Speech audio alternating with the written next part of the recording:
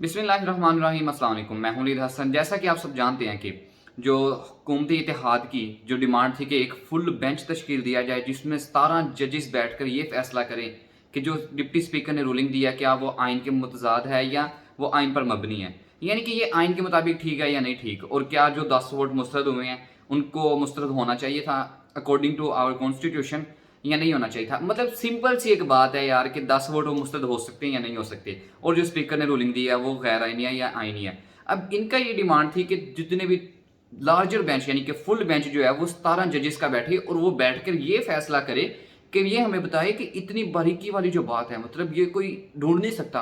पता नहीं आइन में कौन सी शिक है, इसके मिलती जुलती कोई 15-20 शिकें हैं जिससे ये फैसला मुतजाद बनता है। मतलब इसमें शक व शुबा आ जाता है कि क्या ये फैसला सही है या नहीं सही। तो लार्जर बेंच यानी कि फुल बेंच एक तश्कील दिया जाए जो कि ये फैसला करे कि जो डिप्टी स्पीकर की रूलिंग है वो आइन के मुतजाद है या नहीं। अरे सिंपल सी यार एक बात है कि आइन का सिर्फ एक ही आर्टिकल मौजूद है, उसकी एक ही शिक है जिसमें ये लिखा हुआ है कि जो भी पार्लिमानी पार्टी ये फैसला करेगी कि हमने किस पार्टी को वोट देना है, किस पर्सन को वोट देना है, तमाम अरकान पर वो लाजिम होगा कि वो उसको फॉलो करें। अब ये इतनी सिंपल और छोटी सी बात है जिसको इतना लंबा किया जा रहा है बढ़ा बढ़ा के। और जब अदालत ने कल सारा दिन इनसे पूछा कि भाई बताओ हमें कैसे, मतलब आप कह सकते हो कि स्पीकर की रूलिंग सही है, या कैसे आप कह सकते हो कि पार्टी हेड ये फैसला कर सकता है। हाँ, पहले था कि पार्टी हेड फैसला करेगा, जैसे पहले सदर फैसला करता था कि मैं असम्बलियां तोड़ूं, तो मतलब तमाम असम्बलियां टूट जाती थी। लेकिन जब 18वीं तरमीम पेश की गई पीपल्स पार्टी के दौर में, तो उसमें यह शिक आई कि एक तो जो असम्बलियां तोड़ने वाले और ज्यादातर इख्तियारात हैं वो सूबाई और मतलब फेडरल गवर्नमेंट को दे दिए गए, पार्लियामेंट को दे दिए गए। और ये भी इख्तियार दे दिया गया जो पार्लियामेंट्री पार्टी को इख्तियार मिला ना इसमें, वो ये था कि भाई अब वो डिसाइड करेगी कि पार्टी क्या फैसला करेगी या किस बंदे को वोट डालेगी। तो ये फैसला 18वीं तरमीम में ये किया गया था, और इसको पेश करने वाली भी पीपल्स पार्टी है और नून लीग भी तब हमायती थी। तो मैं ये कहना चाहता हूँ भाई सिंपल और एक आसान बात है, और एक आप आम बंदा मेरे जैसा बंदा जिसको कानून की कोई इतनी समझ नहीं है उसको भी ये चीज पता चल गया कि भाई एक ही शिक है जिसमें ये लिखा हुआ है कि पार्लिमानी पार्टी ये डिसाइड करेगी कि किस पर्सन को वोट डालना है, तमाम अरकान ने, और उस तमाम अरकान उस पर लाजिम होंगे। अगर वो किसी और बंदे को वोट डालते हैं तो वो डी सीट होने का जो फैसला है ना, वो पार्लिमानी पार्टी अपने जो पार्टी हेड है उसको आगे भेजेगी, और पार्टी हेड ये डिसाइड करेगा कि इनको डी सीट करना है या नहीं करना। अब ये एक फैसला है जिसको तमाम हमारे ऑनरेबल जजेस भी समझ चुके हैं, और उन्होंने क्या कि इसको लंबा लटकाने का कोई फायदा नहीं है या कोई इसका चांस नहीं बनता कि इसको हम और ज्यादा लंबा करें। और उन्होंने कहा कि आप जो भी दलाइल देना चाहते हो आप दो, आपके पास खुला टाइम है, हम 24 घंटे बैठने के लिए तैयार है। और ये इतने नालायक हैं और इतने नखट्टे हैं कि इनसे बताया नहीं जा रहा। और बताएं भी क्या भाई जब इनके पास जवाब ही नहीं है, एक चोर के दारी में तिनका, वही बात है। अब इसमें हमारे जो क्या नाम है पीपल्स पार्टी के वकील ने ये कहा है कि देखें, अगर एक बंदा है और एक सेनेटर है तो उसकी पार्टी कौन सा डिसाइड करेगी भाई, वो खुद ही पार्लिमानी पार्टी हो गया ना, वो खुद ही हेड हो गया और वही पार्लिमानी पार्टी हो गया, तो वो खुद ही डिसाइड करेगा या उसको भी अब कहीं से सर्टिफिकेट लाना पड़ेगा। अब एक पूरी पार्टी है उसकी तमाम अरकान की, मतलब अब मैं बताता हूँ आपको इसमें चीज क्या है कि अगर एक पार्टी है लाइक पीटीआई के जो मुनहरिफ अरकान थे, अगर वो 50% से ज्यादा होते तो मतलब वो पीटीआई में अक्सरियत कर जाते, मतलब अक्सरियत तो एक साइड पे होगी तो आप उनको डीसीट नहीं कर सकते। और अगर किसी पार्टी में अक्सरियत पार्लिमानी पार्टी के खिलाफ फैसला दे दे तो वो मतलब वही माना जाएगा जो अक्सरियत का होगा। लेकिन पार्लिमानी पार्टी भी अक्सरियत की वजह से बनती है, और जहां पर तमाम अरकान राजी हों, और यहाँ पर तमाम अरकान ना सिर्फ राजी थे बल्कि पार्लिमानी पार्टी के हेड ने भी ये फैसला कर दिया और एक लेटर भी जारी कर दिया जिस पर ये साफ साफ लिखा हुआ था कि तमाम जो हमारे अरकान है उन पर ये लाजिम है कि वो परवेज इलाही को वोट करें, और यही डिसाइड हुआ था। लेकिन इन्होंने 5 घंटे उनके घर बैठे रहे, उनके तल्ले मिलने किए, उनको प्रेशराइज किया गया, ताकतवर हल्कों की जानिब से उनको पैगाम भेजे गए कि आप ये फैसला करें अपने अरकान को किस तरह से ये पैगाम दें कि वो वोट ना डालें। और एन टाइम पर, मतलब जब वोटिंग भी हो चुकी थी, जब अनाउंसमेंट करनी थी, तब ये डिप्टी स्पीकर आके कहते हैं कि देखिए जी मुझे लेटर मिला है, मैंने कॉल की, मुझे कॉल पे पता चला कि वो हो वोट तो कंसिडर ही नहीं करने। ये सारी प्लानिंग पहले से हुई थी, बिल्कुल मौके पर कैसे पता चला इनको।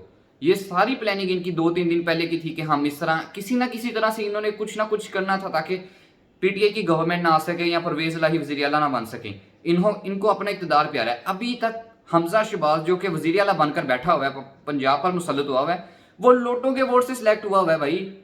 उसकी क्या क्रेडिबिलिटी है, लोटों के वोट को डीसीट कर दिया, लोटों को डीसीट हो गया, लेकिन वो डीसीट होने पर तैयार नहीं है।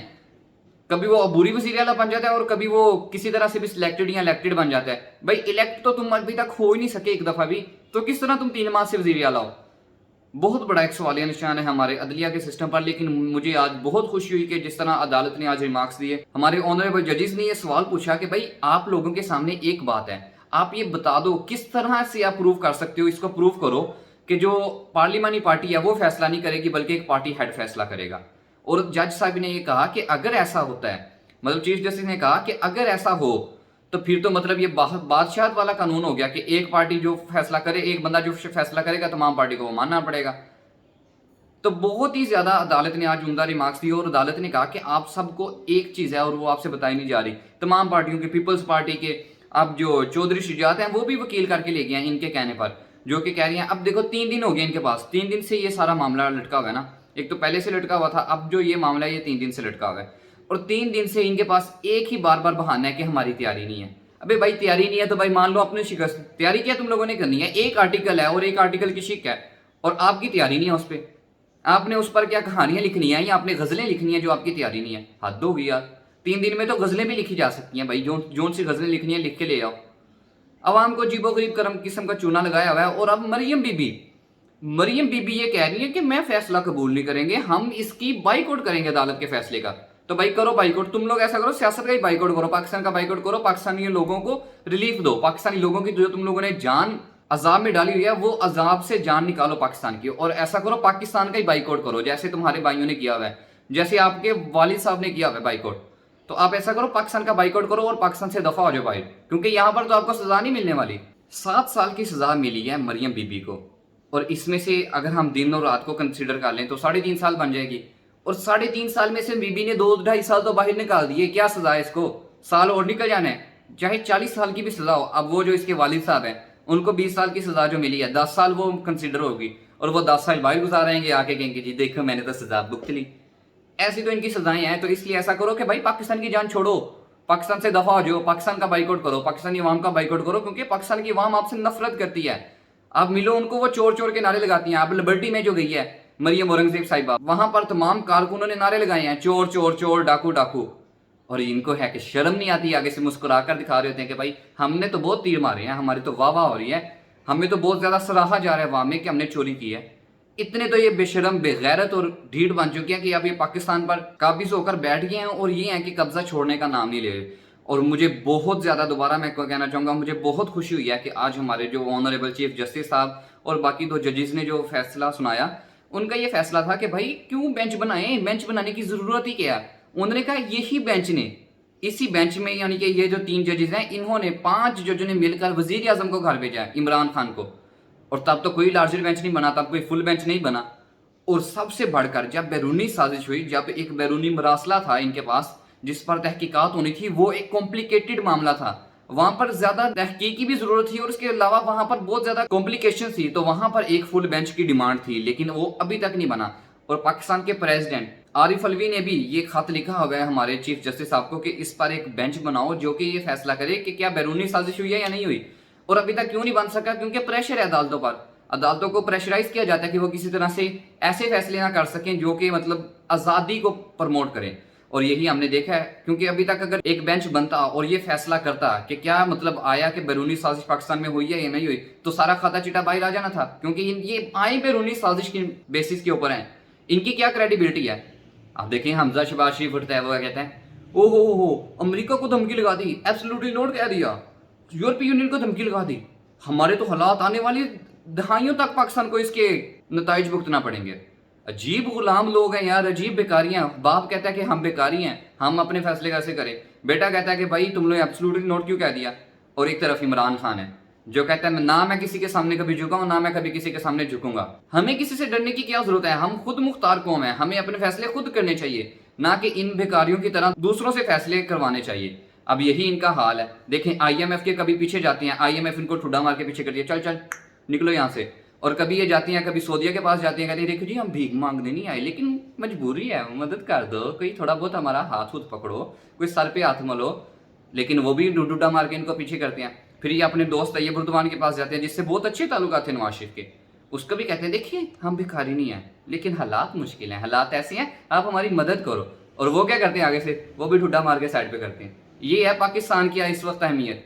और एक इमरान खान था जो कि पहली दफा वजीर आजम बना, मतलब उससे पहले उस पार्टी का कहीं से किसी दूसरे मुल्क के साथ कोई रब्ता नहीं था, कोई उसके साथ दूसरे मुल्क के साथ कोई अच्छे ताल्लुकात नहीं थे उस पार्टी के।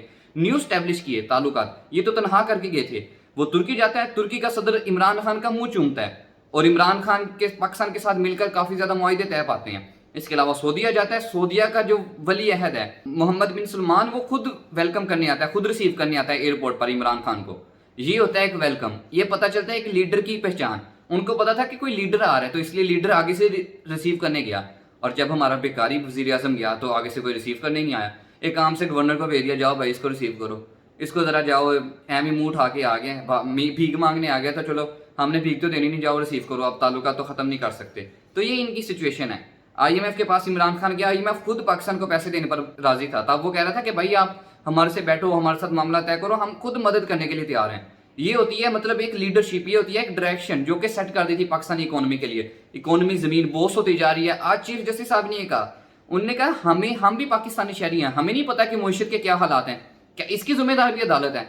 और मैं कहना चाहता हूं कि थोड़ी बहुत हद तक तो अदालत जिम्मेदार है, क्योंकि अगर ये अदालत फैसला कर लेती कि क्या ये बैरूनी साजिश है या नहीं, तो ये चोर लुटेरे डाकू इस मुल्क पर मुसल्लत ना होते और पाकिस्तान का इस तरह बेड़ा गर्क ना करते। और जो राना सनाउल्लाह बैठकर धमकियां लगा रहा है, वो धमकियां ना लगाता बल्कि जेल में बैठकर अपनी वहां पर चक्की पीस रहा होता।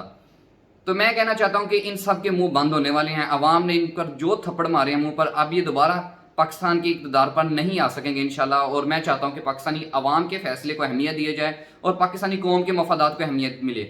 मिलता हूं आपसे एक और वीडियो में, तब तक के लिए इस वीडियो को लाइक करें, अपनी राय का इजहार कमेंट सेक्शन में करें। अल्लाह हाफिज़।